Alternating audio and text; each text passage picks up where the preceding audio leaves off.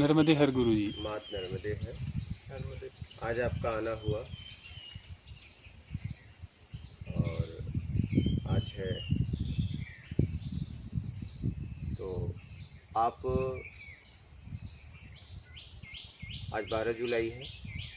12 जुलाई है, जी 12 जुलाई 2024। तो कैसे आना हुआ, मतलब क्या समझ के आए, कहाँ से आए, क्या नाम है आपका? मेरा नाम सुशील कुमार है। मैं पंजाब से लुधियाना शहर से आया हूँ। मैं आपका वीडियो तकरीबन 4-6 महीने से सुन रहा हूँ। जब से मैं आपका वीडियो सुन रहा हूँ उससे मुझे एहसास हो रहा है कि आपकी बातों में सच्चाई है। आप जो कह रहे हैं स्पष्ट कह रहे हैं कि हमें कुछ भी करने से पहले अपने आप को, अपने स्वयं को जानना बहुत ज़रूरी है। अपने भीतर हम क्या हैं क्या नहीं है, अपने भीतर के राग द्वेष को देखना बहुत ज़रूरी है। हम अपने आप को समझे बिना कोई भी कार्य करते हैं, जो भी कार्य करते हैं वो गलत हो जाता है। और हमारा जीवन हमेशा दुखों में इसीलिए रहता है क्योंकि हम खुद पे ध्यान नहीं देते, दूसरों पे ध्यान देते हैं। तो मेरे अंदर यही भाव था, इच्छा थी कि गुरु के पास जाना है, कुछ समय बिताना है और सब कुछ सीखना है और अपने बारे में जानना है। तो वे कुछ 1 महीना पहले कुछ ऐसी व्यवस्था बन गई, घर से भी काम से भी छुट्टी मिल गई और मैं यहाँ पे आ गया। घर वालों को बोल के आए? बोल के आएंगे सब कुछ। तो यहाँ आप आए हो आत्मिक कल्याण के लिए, तो आत्मिक कल्याण में लग जाओ। यहाँ पे रहने और भोजन की व्यवस्था निःशुल्क है। आप चाहे जब से जब तक रहो, वो आपके ऊपर। यहाँ का नियम ये है कि न तो आपके आवरण का नशा काम करेगा, न तो कोई यहाँ नशा करना है। यहाँ व्यवहारिक बातें नहीं करनी है। और मोबाइल लेके आए हो तो अभी समय है, आज का समय दिया जाएगा। आप घर वालों से बोल दो कि अब बातचीत नहीं हो पाएगी। जिसको फ़ोन वगैरह करना हो कर दीजिए, मोबाइल स्विच ऑफ करना पड़ेगा और यहाँ के व्यवस्था में जीना पड़ेगा। व्यवहारिक बातें नहीं करनी है। कोई भी प्रश्न अगर उठे तो आप मुझसे पूछ सकते हो निसंकोच। कोई भी आपको तकलीफ़ आती है तो मुझसे आप बोल देना। और भोजन आपको बना के करना पड़ेगा, ठीक है। आप लोगों को जो भी साधक आएंगे उनको भोजन बना के करना पड़ेगा।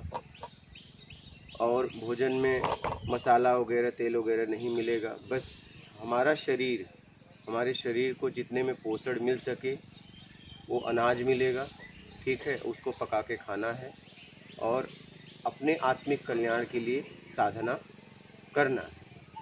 बात समझ रहे हो? और कोई भी व्यवहारिक बातें नहीं, कोई रस भरी बातें नहीं, क्योंकि हम ज़्यादातर भोग और भोजन में फंसे हुए हैं। किसमें? भोग और भोजन में। तो इससे हमें निकलना है अब, ठीक है। हम घर पे रह रहे थे, जो मुझे चाहिए था वो हमें मांगने से मिल जाता था। लेकिन यहाँ ऐसा नहीं। क्या? यहाँ ऐसा नहीं है। यहाँ के व्यवस्था में आपको पूरी तरह रहना पड़ेगा। बात समझ रहे हो? यहाँ ऐसा नहीं कि आप जो मांगोगे मिलेगा। जो है उसे स्वीकार करके, अव्यवस्था है तो अव्यवस्था को स्वीकार करके रहना पड़ेगा। आत्मिक चिंतन में अपने लग जाओ, ठीक है। और अपना कैसे भी आत्मिक कल्याण करो।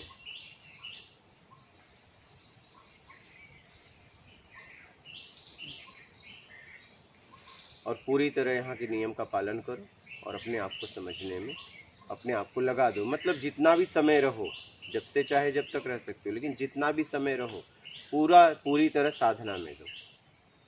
साधना का मतलब यही होता है अपने आप को जांचना। क्या? हाँ,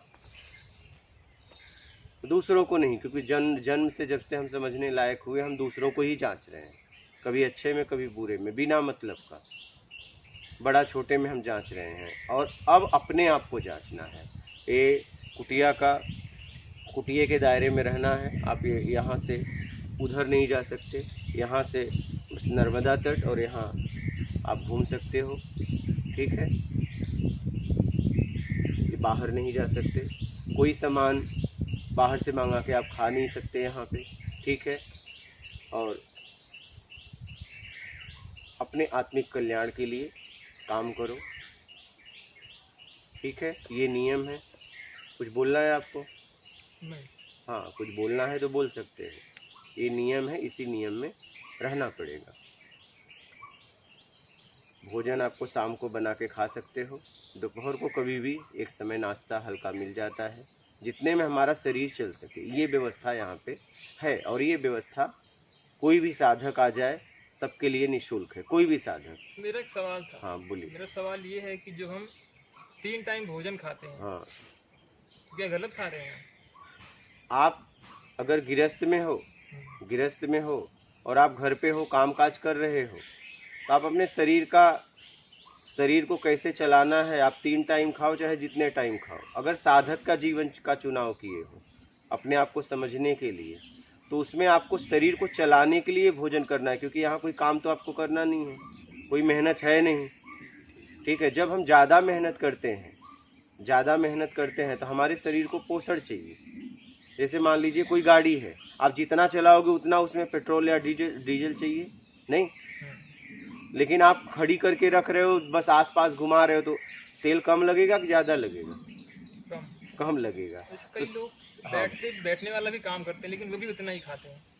तो आपको वो देखिए, लोग क्या करते हैं, उसी को तो छोड़ने आए हो। अब अपने आप को समझना है ना। अब लोगों की बात लेके ढोओगे तब तो आप भटक जाओगे। साधक को क्या बोला गया है? अल्पाहार भोजन, जितने में उसका शरीर चल सके उतना भोजन करना है। खाने के लिए नहीं जीना है, जीने के लिए खाना है। क्या? जीने के लिए जितने में हम जी सके उतना खाना है। हम क्या है, अति कर दिए हैं खाने में। क्या? नशा हो गया है।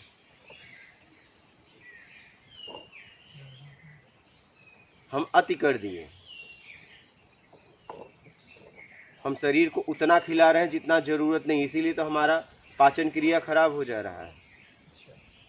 क्योंकि अति डाल रहे हो ना, कर रहे हो, मुझे गैस हो रहा है, मेरा पच नहीं रहा है, तो ज्यादा डालोगे तो पचेगा कैसे? इसीलिए तो लोगों का पाचन क्रिया गड़बड़ हो रहा है, खूब खा रहे हैं। जैसे थोड़ा सा भूख लगता है डाल लेते हैं। हाँ, तो वही तो फिर देखते हैं। एक समय होता है, आप उस समय पे खाइए।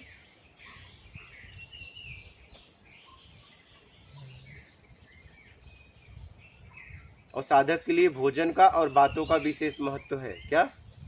तब वो साधना में स्तर ऊपर उठा सकता है आदमी। अगर बाहरी आपको काम करना है तो शरीर को ताकत दो, और आत्मिक चिंतन करना है तो ये शरीर को, इंद्रियों को कमजोर करना पड़ेगा। और इंद्रियां क्या करती हैं? रस भरा भोजन।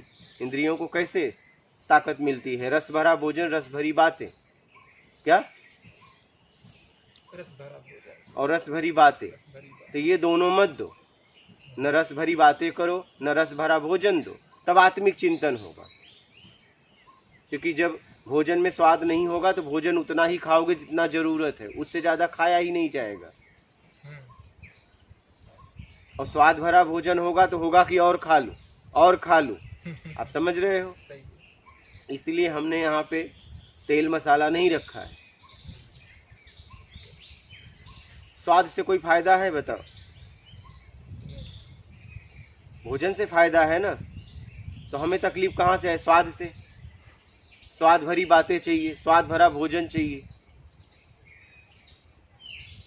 और अब अगर आप साधक का जीवन का चुनाव किए हो तो साधक की तरह जीना पड़ेगा ना, तभी आपको लाभ हो पाएगा ना। आप कहीं भी काम कर रहे हो और उस सिस्टम में जो नियम बनाया है लोगों ने, अगर उसका पालन नहीं करोगे आगे उन्नति कर पाओगे? आप जहाँ काम करते हो वहाँ के नियम है या नहीं? नियम है। तो उसी नियम में रहते हुए काम करना पड़ता है ना। अगर उस नियम में न रहो तो काम नहीं हो पाएगा, काम नहीं होगा ना, और आपको कंपनी निकाल देगी।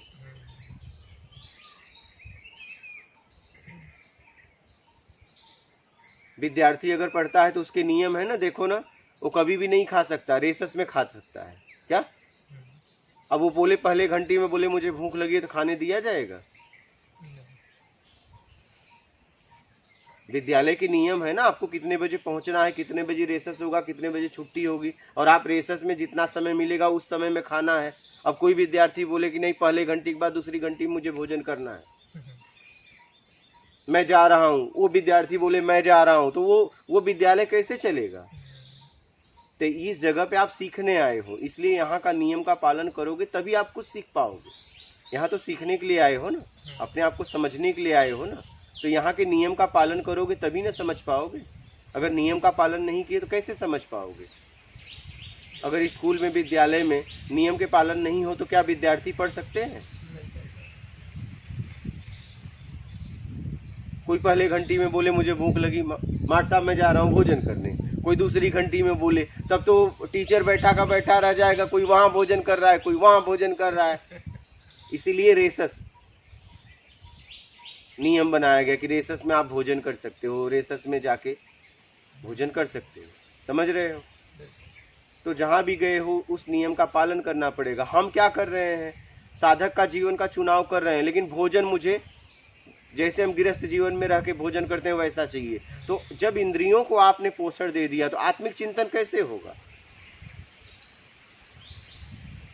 अच्छा, शरीर से अब मेहनत भी नहीं कर रहे हो तो पूरा चिंतन भोग में लगेगा, योग में लग ही नहीं पाएगा, क्योंकि इंद्रियां मजबूत हैं, शक्ति अधिक आ जाती है। अच्छा, अब पहले काम करते थे, अब काम भी नहीं कर रहे हो, तब आपका ज्यादा विचार उठेंगे, रस भरी बातें, दृश्य जो आपने अचेतन मन में जमा किया है उसकी याद आएगी, कामनाओं में लिप्त हो जाएंगे, क्योंकि शरीर से काम नहीं कर रहे हैं तो शरीर तो कुछ न कुछ काम करेगा।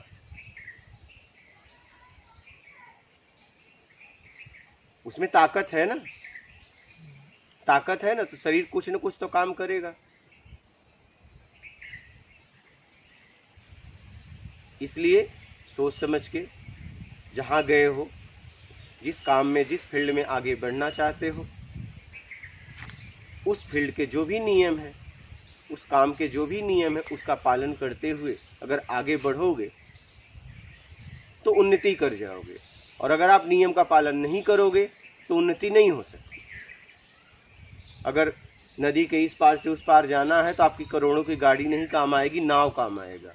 अब आप बोलो नहीं मैं अपने गाड़ी से ही जाऊंगा क्योंकि नाव तो सस्ती है और हमारा गाड़ी तो 1 करोड़ 2 करोड़ की है।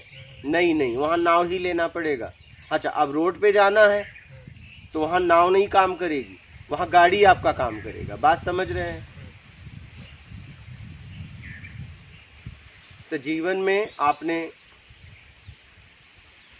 लक्ष्य का चुनाव किया है, उस लक्ष्य में जाने के जो नियम है उसका पालन करना पड़ेगा।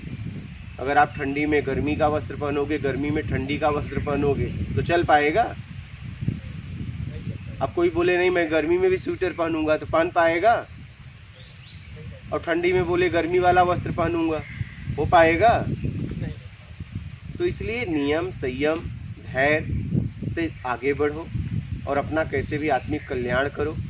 और किसी ने नियम बनाया है तो कुछ सोच समझ के बनाया है, तो अगर उसमें उन्नति करना है तो उसके पूरी तरह नियम का पालन करो। उसने नियम ऐसे ही नहीं बनाया है, उसने जीवन में कुछ अनुभव किया, समाज को देखते हुए उस फील्ड में आगे बढ़ा, जो काम कर रहा है उस काम को पूरी तरह उसने समझा और उसने समझा कि लोगों की उन्नति इसमें कैसे हो सकती है, तो उसने नियम बनाया तो कुछ सोच समझ के बनाया, ऐसे ही नहीं बनाया। बात समझ रहे हो?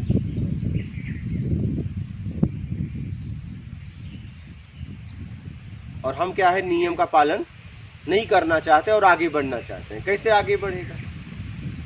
हम अपने नियम को थोपना चाहते हैं। अगर आपकी इतनी क्षमता होती तब तो आप आगे बढ़ जाते ना। तो किसी ने नियम बनाया है तो कुछ सोच समझ के बनाया है, उस नियम का पालन करो। अभी क्या है, लोग अध्यात्म में आगे बढ़ना चाहते हैं लेकिन महापुरुषों की वाणी ले लिए, लेकिन उस स्थिति में वो कैसे पहुंचे मेहनत करके, वो साधना तपस्या नहीं कर रहे हैं। क्या कितना उन्होंने मेहनत किया है, वो मेहनत नहीं कर रहे हैं, बस शब्दों को लेके ढो रहे हैं। या तो शब्दों का उपयोग पैसा कमाने में कर रहे हैं या तो मान के चक्कर में कर रहे हैं। बात समझ रहे हो? महापुरुषों की बाड़ी बोल रहे हैं और गांजा चीलम पी रहे हैं, बीड़ी मार रहे हैं। आप किसकी बाणी का उपयोग करे हुए तो देखो, उनका जीवन चरित्र तो देखो। तो जीवन चरित्र अपनाना पड़ेगा, तब उन्नति होगी। बातों से बात नहीं बनेगी, काम करना पड़ेगा। ठीक है, और कोई प्रश्न है? ठीक है, यहाँ का नियम बता दिया गया। आप जब से चाहे तब तक रहो, अपने आत्मिक कल्याण के लिए लगो पूरी तरह। ठीक है, मात नर्मदे।